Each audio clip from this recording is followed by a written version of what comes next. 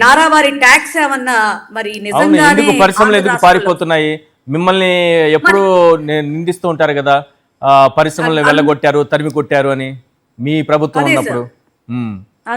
అదే అదే చెప్తున్నాను సార్. మనం మాటల వరకే సార్. ఇందాక కూడా మీరు చెప్పారు కదా, ఆల్రెడీ ఒక మరి నేషనల్ వైడ్ మీడియానే భయపెట్టినటువంటి చంద్రబాబు నాయుడు గారు 23 లక్షల కోట్ల పెట్టుబడులు, 23 లక్షల కోట్ల ఉద్యోగాలు అంటూ మరి అసలు మరి అంత ఆశ్చర్యానికి గురి చేయగలడు ఆయన నేషనల్ వైడ్ కూడా. అసలు దాని మరి వాస్తవం అనేది అంత దాచిపెట్టేది హైట్ చేసేసి ఆయన అబద్ధాన్ని అంత బాగా చెప్పగలుగుతారు సార్. కానీ వాస్తవం ఏంటి?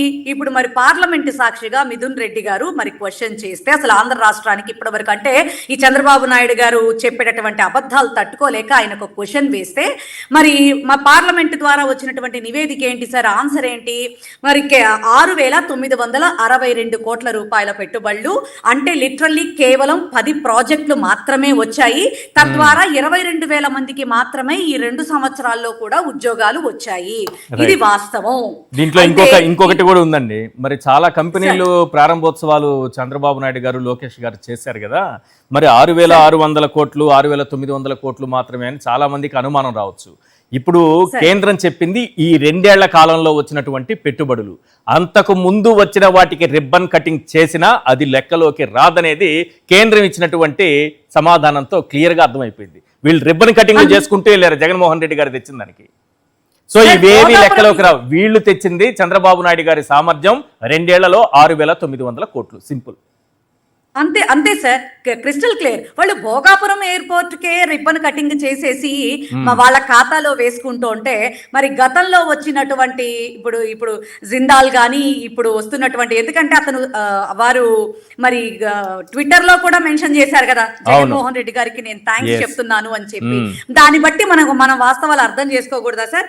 ఇంకొకటి కూడా సార్, ఇక్కడ దారుణమైనటువంటి విషయం ఏంటంటే వీళ్ళు 5 ఏళ్లలో 20 లక్షల ఉద్యోగాలు అని కమిట్మెంట్ ఇచ్చారు సార్. అది ఇప్పుడు 2 ఏళ్ళు అయింది, 8 లక్షల ఉద్యోగాలు పెండింగ్ సార్. రెండోది వచ్చేటప్పటికి ఇంకా దారుణమైనటువంటి విషయం ఏంటంటే వీళ్ళు రావడంతోనే ఈ 2 ఏళ్లలో 4,520 ఎంఎస్ఎంఈలు మూతపడిపోయినాయి సార్. తద్వారా 48,477 మంది నిరుద్యోగం పాలయ్యారు సార్. ఇది చాలా బాధాకరమైనటువంటి ప్రభుత్వ ఉద్యోగులు, ప్రభుత్వంలో పనిచేసే కాంట్రాక్ట్, అవుట్ సోర్సింగ్ ఇవన్నీ కలిపి 3.5 లక్షలు 4 లక్షల మంది ఉద్యోగాలు పోయాయని చెప్పారు కదా వెంకటరామరెడ్డి గారు. 4 లక్షల ఉద్యోగాలు